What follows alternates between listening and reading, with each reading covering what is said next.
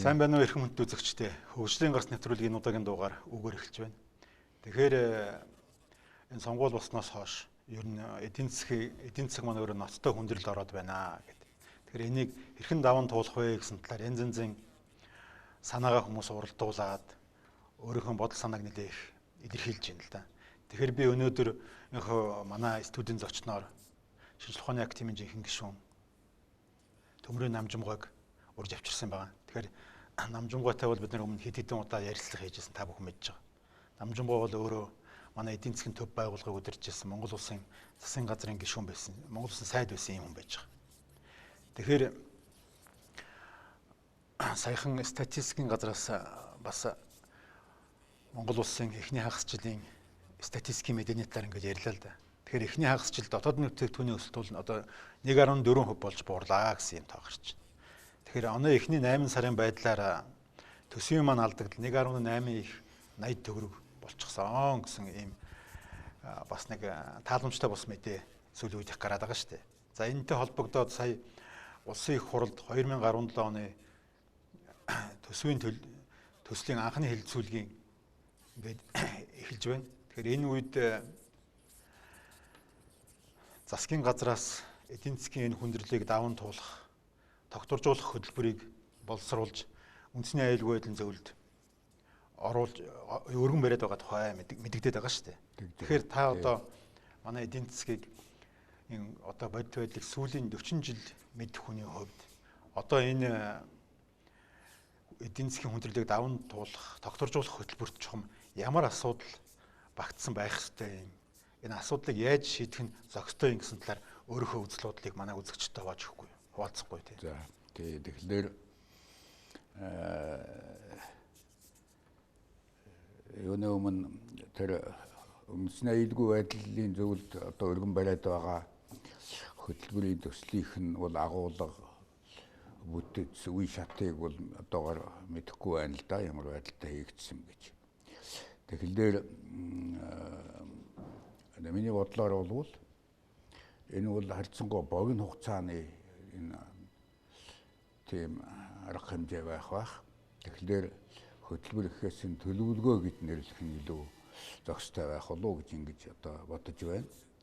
За тэр эдийн засгийн одоо их хэмжээний санхүүгийн төсвийн алдагдлыг одоо нөхөх за мөн гадаадын одоо зээл бондын эргэн төлбөрийг хийх их усыг бүрдүүлэх энэ асуудал бол одоо эхний ээлжийн ийм арга хэмжээ хэрэгжүүлэх арга хэмжээ байх. Тэгэхээр энд бол ер нь нэг 12 сар юм уу хугацаанд бол за төсвийн алдагдлыг нөхөх их усвэрийг мөн зээлийн бондын одоо эргэн төлбөрийг нөхөх их усвэрийг бүрдүүлэх асуудал дээр бол энэ шийдэх хэрхэн ямар арга хэлбэрээр яаж шийдэх үү гэдгийг бол одоо нэг олон сараар үргэлжлүүлээд байх асуудал биш байхаа гэж ингэж бодож байна л да. Тийм учраас эхний ээлжинд бол энд бол одоо за яг нэг 12 сар байдаг юм уу? Тэрнээс бага байвал сайн болно л доо. Тэгэхээр юуны өмнө төсвийн алдагдлын хувьд бол мэдээж хэрэг одоо энэ зах замбраагүй их одоо зардлаа хэмнэх танах тэгээд нийгмийн одоо зөвхөн нийгмийн үйлчилгээний зайлшгүй зардлыг одоо санхүүжүүлэх хэн одоо чухал болно. Төсвөөс бол ер нь аль болохоор хэрэгцээ багтай шиг тийм одоо арга хэмжээний хөрөнгө оруулалтыг бол хойш тавих нь зүйтэй байхаа гэж бодож байгаа юм. За хоёр дахь тэр гадаадын зээл бондын эргэн төлбөрийн их усыг бүрдүүлэх явдал бол хамгийн чухал. Тэгээд бас төвөгтэй ч байж болох асуудал л да. Тий. За энд бол тэр хөгжлийн банкны бондын эргэн төлбөр байж болох байх. Мөн Чингис бондын эргэн төлбөр хийх асуудал байгаа. Ер нь хуваараар бол 17 оны эхэнд бол юуны хөгжлийн банкны бондын эргэн төлбөр ер нь 500-600 сая орчим доллар байх Чингис Бондын эргэн төлбөрийг бол 18 оны эхний үед гэхэд л нэг 500 сая долларын эргэн төлбөр хийх юм шаардлага гарах төлөвтэй байгаа юм. Тэгэхээр энэ тулгамдсан одоо бондын сангийн сайд бол хэлж байсан л да. Бондын төлбөрийг бол эргэн төлбөрийг бол бондын зээлээр одоо нөхөхөөс өгнө гэж хэлж байна лээ. Хэлж байсан. Тэгэхээр энэ бол үнэхээр одоо тэхээс өөр арга байхгүй хаа гэж би бол бас бодож байна л да. Харин гагцхүү хаанаас ямар хэлбэрийн зээл тусламж авах уу гэдгээл одоо сайн бодож яах ёстой асуудал байхаа гэж ингэж бодож байна. За энэтэй холбогдуулаад бол одоо манай ерөнхий сайд бол Япон улс хэд хоногийн дараагаар айлчлална гэсэн мэдээ гараад байгаа. За энэ бол одоо их учир утгатай айлчлал байх ёстой байхаа гэж би ингэж бодож байна. Япон бол одоо манай хил залгаагүй жинхэнэ утгаараа бол 3 дахь улс юм л дөө. Тэгэл энэ асуудлыг бол бас одоо бодож үзэх байхаа гэж ингэж бодож байна. За энэтэй холбогдуулаад ухаандаа манайд 1990 онд таваас өөрөө мэдж байгаа. Одоо өнөөгийнхтэй бол зүйрлэшгүй ноцтой айхтар хүндрэл 90 онд бол болж байсан. За тэр хүндрэлийг даван туулахад бол энэ Япон улсын засгийн газар Дэлхийн банктай хамтарч одоо манайд нэлээдгүй хэдэн жилийн турш бол хандивлагч одоо улс орнуудын болон олон улсын банк санхүүгийн байгууллагын манайд хандсан ийм хандив тусламж үзүүлэх ийм арга хэмжээг бол одоо зохион байгуулж байсан. Японы засгийн газар Дэлхийн банктай хамтраад. За энд би бас энэтэй холбогдуулаад хэдэн тоо баримт хэлмээр байна л. Одоо 1991 оноос 2010 он хүртэл бол 4 тэрбум 220 сая долларын одоо боцолтгоо тусламж нэн хөнгөлтэй нөхцөлийн зээл одоо авч ашигласан байдаг л да. Тэр шугамар. Энд бол гол зонхлох үүргийг бол өөрөө зохион байгуулснаас төдийгүй Японы засгийн газар бол одоо хамгийн гол үүргийг бол гүйцэтгэсэн байдаг. Тэр хандивлагч орн хандивлагч бол нийтдээ 15 орн гэхэд 15 улс байсан. Тэр 15 улсын одоо үзүүлсэн зээл тусламжийнхаас Японы улсыг дангаараа 33% их байсан. Япон улсын өөрийнх нь дангаараа үзүүлсэн. За түүнчлэн мөн одоо хөнгөлтэй зээлийн хувьд бол бас одоо Япон улс бол тэр бусад улсынхаас бол 1.6 дахин их одоо хөнгөлтэй зээл бол нэг хөнгөлтэй зээл гэдэг чинь нөгөө 40 жилийн хугацаатай эхний 10 жилд нь үндсэн төлбөр хийгдэхгүй тэг 10-ны хэдэн хувийг хүүтэй ийм зээл одоо байдаг. За бас нэг сонирхолтой харьцуулалт бол энэ Япон улсын одоо үзүүлсэн зээл тусламжийг Дэлхийн банк, Азийн хөгжлийн банк, олон улсын валютын сан, нэгдсэн үндэсний байгууллага мэтийн олон улсын байгууллагын шумаар олгосон зээл тусламжаас бол 10% их байсан ийм явдал байсан л да. Тэгэхээр одоо манай энэ өнөөгийн хүндрэлтэй үед бол манай шинээр байгуулагдсан төр засгийн дээд байгууллага, засгийн газар бол одоо энэ тэргүүн ерөнхий сайд анхныхаа айлчлалыг, гадаад айлчлалыг Япон улсад хийж байгаа явдал бол бас учир утгатай айлчлал болох байхаа гэж би ингэж хувьдаа бодож байна.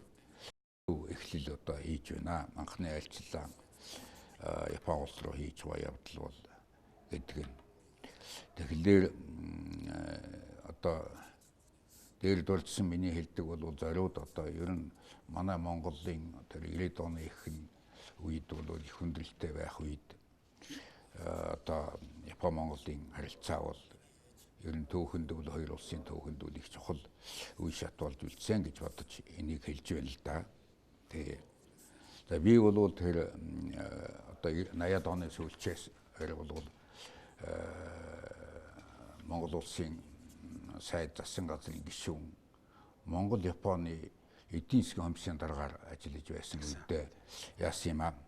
Энэ Японы одоо засгийн газрын хөгжлийн албан ёсны тусламжийн шугамыг нээлгэх асуудлыг одоо хийсэн юм л да.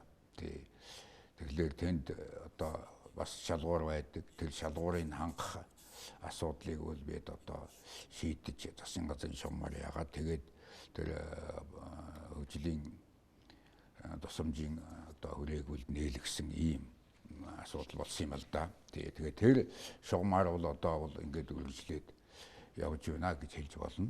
Өнөөгийн одоо жишээлбэл хөшгийн хөндийн олон улсны нисэх онгоцны буудлага бол тэр нэг өнгөлтэй зээлээр байгиж байна. За манай андгаахын эрүүл мэндийн шинжилгээ ухааны их сургуулийн дэргэд одоо эмнэлэг байгуулга тэр бол ноцлогоо тусамжаар тэгэхээр Японд бол хамгийн сайн нэр хүндтэй том эмнэлэг бол их сургуулиудын дэргэдэх эмнэлэг байдаг л да. Тэгээд тэр загвараараа манайд яавал одоо сайн болно гэж бодож байна. За хоёр дахь шатны асуудал бол засгийн газар энэ өнөөгийн санхүүгийн төсвийн энэ хүндрэлийг одоо даван туулахын зэрэгцээгээр болвол ер нь одоо энэ удаагийн сонгуулийн үлдэж байгаа хэдэн жилдээ одоо үнэн чанартай 3 жил үлдэж байна. Энэ хугацаанд бол одоо эрх биш. Зүгээр одоо энэ санхүү төсвийн хүндрэлтэй төрөлцсээр байгаад тэгээ энэ 3 жилийг одоо бас үрдэн муутай өнгөрөхгүйгээр ер нь бодит эдийн засгийн одоо эдийн засгийн өсөлт одоо их саарсан 1.4% болоод байна гэдэг түрүү та хэллээ шүү дээ. Тий. Тэгэхээр бодит эдийн засгийн өсөлтийг одоо хурдцыг ахиулах ийм одоо бодит үйлдвэрлэлийн нэг цөөхөн ч гэсэн төслийг одоо хэрэгжүүлэх энэ тал дээр бол томоохон төслийг хэрэгжүүлэх асуудал бол чухал байна. Энэ дээр бол алхам хийх хэрэгтэй гэж би бодож байна. За одоогийн байдлаар бол хэдийгээр одоо том төсөлгээд 20 хэдэн жил ярьсан ийм боловч яг нарийн дээрээ толвол дээд түвшинд жинхэнэ арга зүйн дагуу хийгдсэн техник эдийн засгийн үндэслэлтэй төслөөр нь тон ховролтой юм байна. Тэгээ би саяхан уулуурхай хүнд үйлдвэрийн сайттай уулзахад бол ерөөсөө одоо бол хоёр бэлэн тээзүүтэй төсөл байна. Нэг нь бол дархан Улаан аймагт байгуулагдах газрын тосны бас босуулах үйлдвэр, нөгөөх нь зэсайлах үйлдвэрэ гэж энэ одоо тээзүү хийгдсэн байна гэж хэлж байна лээ.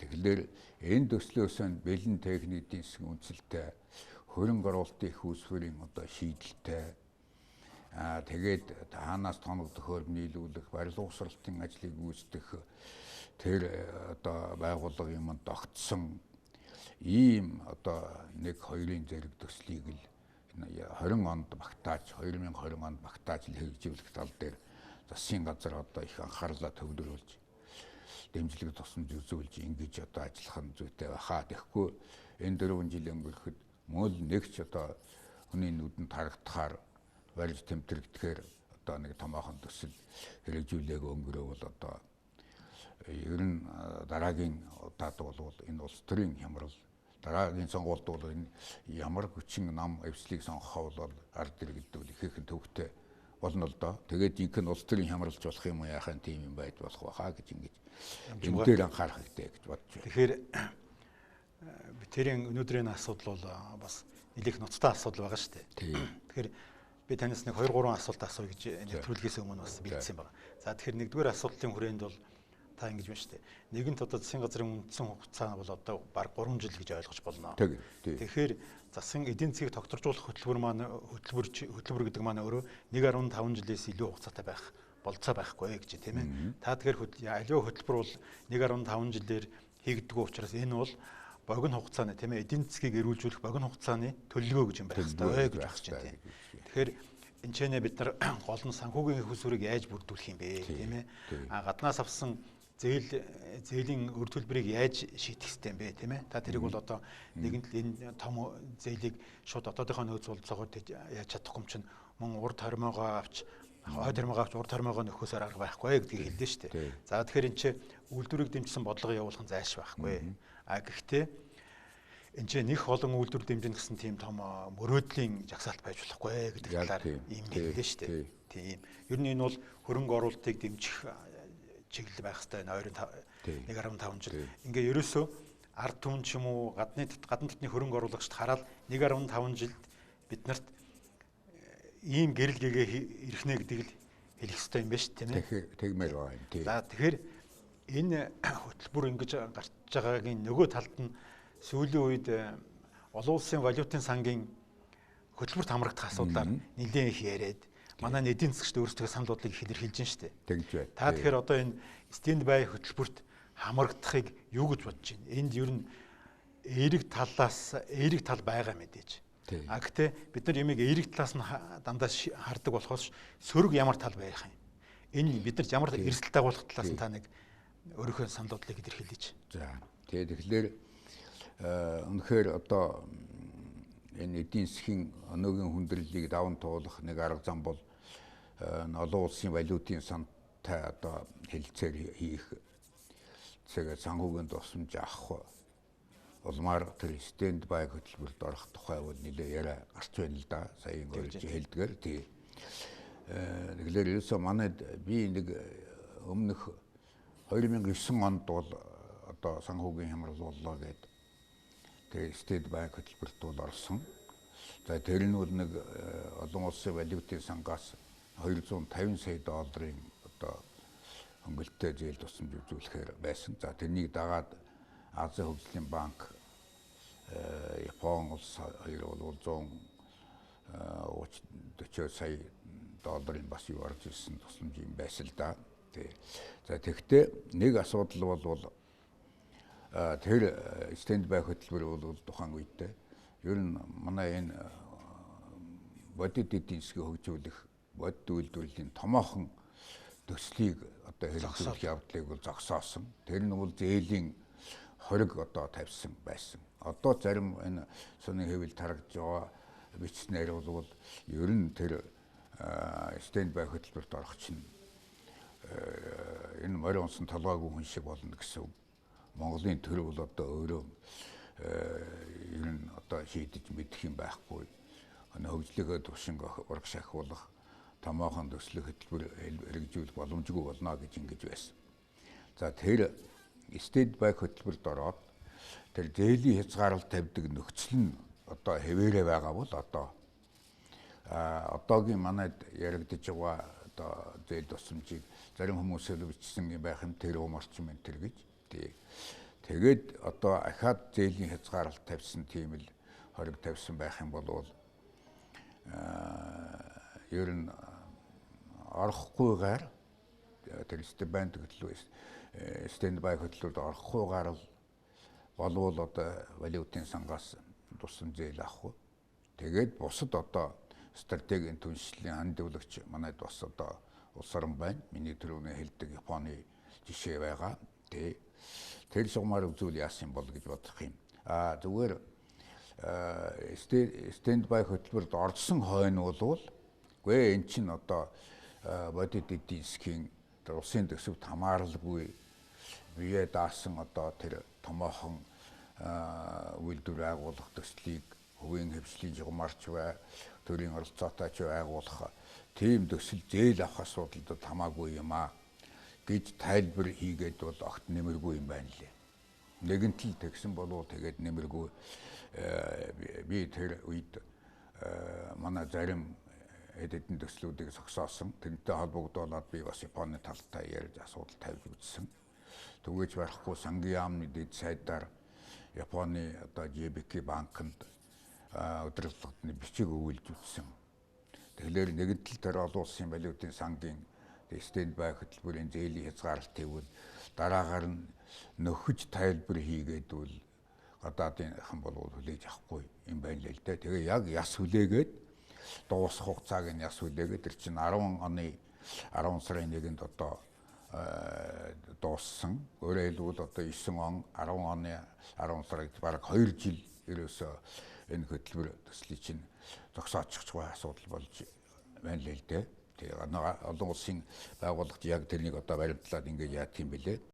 Ийм одоо нөхцөл байдалд орж стендбай хөтөлбөрт бол орох нь одоо том тусгүй асуудал юм аа гэдгийг л бодож сайн үзэх хэрэгтэй. Магадгүй олон улсын валютын сан дээр стендбай хөтөлбөрийнхэн нөхцөлийг өөрчилсөн юм уу одоо хөнгөлсөн гэх юм байвал өөр хэрэг л дээ. Би бол ийм л одоо бодолтой байна л да. Тэгэхээр нэгэнт олон улсын валютын сангаас хөтөлбөр хэрэгжүүлж байгаа нөхцөлд тэр зөвхөн гадны хөтөлбөр хэрэгжүүлэхийг хязгаарлахаасаа гадна нийгмийн чиглэлтэй маш олон үйл ажиллагааг бас зогсоодог шүү дээ. Одоо манайхан чинь сүүлийн хэдэн жил багш эмчнэрийн цалин нэмэгдээгүй асуудлууд яриад байна тийм ээ. Нийгмийн халамжийн асуудал огт нэмэгдээгүй гэж яриад байна. Тэгэхээр энэ бол бүгдээрээ ингээд хөлдөөгднө гэсэн үг тийм ээ. Хөлдөөгднө гэсэн үг. За тэгэхээр энэ нөхцөл яах юм бэ гэхээр одоо бидний яриад байгаа том төмөр замын төсөл ч юм уу нөгөө нефт боловсруулах үйлдвэрийн төсөл ч юм уу тийм ээ. Одоо зэс боловсруулах үйлдвэрийн төсөл түүнээс гадна энэ түншлэлийн хүрээнд Японуудтай ярьж байгаа тэрнээс гадна зөндөө олон төслүүд байгаа шүү дээ. Хятадтай ярьсан төслүүд бий, энтэгтэй ярьсан төсөл бий тийм ээ. Тэр үчил Оростой ярьсан төслүүд ингэ байж байгаа. Тэгэхээр энэ төслүүд манд бүгдээрээ хөлдчихнө шүү дээ. Одоо ингэ зогсонгүй байл даа. За тэгэхээр энэ хөтөлбөрч өөрө хэрэгжихийн тулд нэг хагасчил орчмын дараа хэрэгжинэ баг.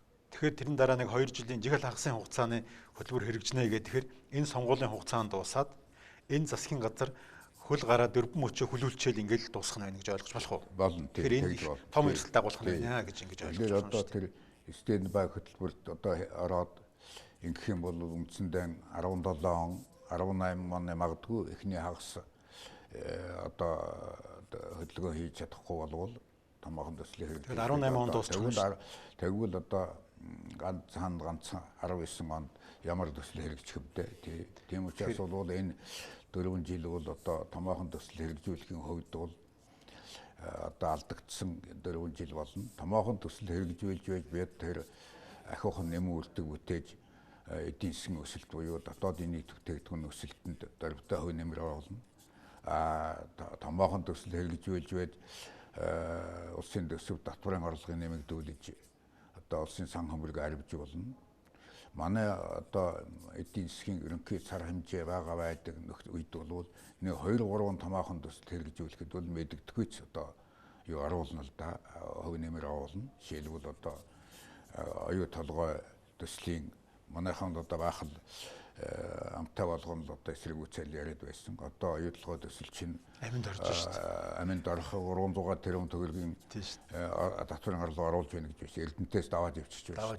Даваад явж байна. Тийм учраас бол одоо аль болохоор бодит эдийн засгийн томоохон төслийг л хэрэгжүүлэх асуудал чухал. Манайд бол ер нь бодит эдийн засгийн хөгжлийг орхичоод дандаа тийм татвар төсвөөр оролцсон эдийн засгийн харилцааны талынхын нэмийг эдийн засгийн хоёр үндсэн юу вэ шүү дээ. Бодит эдийн засаг эдийн засгийн арга механизмын талыг арга механизмын талаар нь оролдоод байхаас биш жинхэнэ бодит эдийн засгийн томоохон үйлдвэрийн потенциалыг бий болох асуудлаа 25 жилд одоо хийж чадаагүй л явж байгаа хэрэг шүү дээ. Тэр чинь одоо нөгөө хамаагүй зүрх судсаар нь очиж оролдоод байна гэсэн үг шүү дээ. Тэр чинь тэгж байгаа хамаагүй даралтны өсөлтч юм буурдаг юм болно. За тэгэхээр дараагийн нэг асуудал нь чагаад ирж байна. Та түрүүн ярианы хийхэд үгүй. Монгол улсын ерөнхий сайдын гадаадын анхны айлчлал Япон улсаас эхэлж байна гэж. Та тэгэхээр Монгол Японы хооронд түншийн харилцаа одоо ингэ тогтооход хамгийн их үүрэг гүйцэтгсэн. Өөрөө Японуудтай нэлээх дотны харилцаатай байдаг. Ялангуяа Японы худалдаа аж үйлдвэрийн яамныхан бол одоо таныг бүгдээрээ мэддэг шүү дээ. Тийм. Тэгэхээр одоо энэ ерөнхий сайдын айлчлалаас та юу хүлээж байна? Тийм. Тэгэхээр ер нь манайтай стратегийн түншлэлийн эдийн засгийн одоо том хэлцээр байгуулагдсан өрөөлөл одоо юу гэж хэлдэг? Чөлөө худалдааны хэлцээр гэж. Манайх бол тийм хэлцээр байгуулсан манайтай улс орн бол ганцхан Япон байж байна. Түүнээс гадна стратегийн түншлийн дунд хугацааны хөтөлбөр гэж тодорхой арга хэмжээнүүдийг юу тусгасан тийм хөтөлбөр анхных нь одоо энэ 17 он одоо хугацаанд 17 он 18 он гэхэд дуусна 13-аас 17 оных байгаа. Тэр дунд хугацааны хөтөлбөрт бол Ухаанда одоо энэ гүшгийн хөндийн олон улсын онгоцны буудал Дархан уул аймагт газрын тос боловсрол өдрийг агуулах ийм арга хэмжээнд тусгагдсан байгаа л да. Тэгэл хоёр дахь одоо хөтөлбөр бас хийх байх. Дунд хугацааны хамтын ажиллагааны хөтөлбөр гэж хийх байх тий. Тэгэхээр ер нь Япон Монголын хувьд бол улс төрийн харилцаа одоо харилцсан төрөл засгийн тэргүүнээр харилцан айлчлах улс төрийн харилцаа бол одоо дээд түвшинтэй хангалттай болсон. Тэр улс төрийнхээ харилцаа тэргээр байгуулсан гэрээ хэлцлээ гүйцэж эдийн засгийн хамтын ажиллагаанд одоо хоцроод байгаа хэрэг. Тэгээ эдийн засгийн гэрээ хэлцээдээ тусгагдсан зүйлийг ч манай тал биелүүлэхгүй хэрэгжүүлэхгүй байгаа тал байгаа. Тийм учраас бол Японы тал бол нэлээд одоо урам нь хугарсан, итгэл үнэмшил алдарсан ийм байдалтай байхаа гэж би бодож байна. Тэгэхээр одоогийн энэ ерөнхий сайдын айлчлал, ер нь шинээр байгуулагдсан улсын их хурл засгийн газар бол энэ Япон Монголын хооронд одоо энэ алдагдсан байдалтай болсон одоо итгэл урмыг бол сэргээх явдал чухал. Тэнд үл их юутай гэж би бодож байна. Нөлөөтэй болох байхаа гэж ингэж одоо бодож байна. Хоёрт нь бол одоо ерөөсөө эдийн засгийн хүндрэл бол ийм болсон. Тэгэхээр одоо эндээ нөгөө үзүүлдэг одоо тусамж дэмжлэгээ үзүүлээч гэдэг дээр л одоо нэлээд сайн арга ивийг олж харьцаж ажиллах ёстой. Энд бол бас нөлөөтэй болно хаа гэж бодож байна. Бодвол энэ бол ерөнхий сайдын одоо айлчлалын одоо хөтөлбөр юмд нь оржгүй байх. Одоо эдийн засгийн хүндрэлийг давуу туулах асуудал. Тэгээд цаашдын одоо томоохон төслийг хэрэгжүүлэхэд одоо дэмжлэг тусламж үзүүлэх. Тэгээ Японч нь ингэсэн шүү дээ. Тэр дархан газрын тус боловсрол үйлдвэрийг бол Японы олон улсын хамтын ажиллагааны JBK банк бол техник эдийн засгийн үндэслэлийг хийж өгөөд за бид энэ экспортын зээлээрээ санхүүжүүлнэ. Экспортын зээл гэдэг нь 10 жилийн хугацаатай 3 хүрэхгүй хувийн хүүтэй. Арилжааны зээлийн хүүгнээс одоо 2 дахин бага ийм хүүтэй зээл. Тэрэн зориулт нь бол Японы одоо томоохон корпорац компаниуд техник технологи гадаадд гаргаж үйлдвэр байгуулах төсөл хэрэгжүүлэх урамшуулах зорилготой тийм юутай. Тэгээд тэрний тулд бол одоо 2013 онд тэр экспортын зээлийн шугам гэдгийг Японы тал нээсэн. Бэлэн байгаа. Манайчд бэлэн байгаа тийм. Бэлэн байгаа тийм. Ашиглах асуудал одоо чухал байгаа хэрэг л дээ. Тэгэхээр энэ мэтийн юун дээр яах вэ? Тэгээ одоо тэр стендбай хөтөлбөр юу хамтын ажиллагааны дунд хугацааны хөтөлбөр байгуулчихад тэр одоо тусгасан төсөл хэрэгжүүлэх арга хэмжээгээ хэрэгжүүлэхгүй дараах нь өөр сайд очоод ухааны аж үйлдвэрийн сайд очоод шал өөр юм яриад ингэж байсан л да. Тэгэхээр ийм байдлыг цаашдаа гаргахгүй байхаа гэж ингэж би бодож байна л да. Тэгэхээр өнөөдөр манай Монголын эдийн засгийн тулгараад байгаа хүндрэл түүнээс гарах арга замын талаар маш сонирхолтой яриа өрнүүлсэн активч Намжимгойд их баярлалаа. Тэгэхээр өнөөдөр үнэхээр бид нар яг энэ үед алхмаа их зөв хийхгүй бол энэ 4 жил гэдэг хугацаа чи хэтэрхий бага юм. Энэ хооронд Монголын эдийн засаг урагшаа алхахгүй хоошоо ухрал их харамсалтай юм аа гэд. Энэ удаагийн нэвтрүүлгээд төгсгий. Тэгэхээр манай урилгыг хүлээж авч сэтгэлдээ хуваалцсан Намжимгойд ажил хөдөлмөрийн өндөр амжилт хүсье. За баярлалаа. За үүгээр манай энэ удаагийн нэвтрүүлэг өндөрлж байна. Дараа уулзлаа баяртай.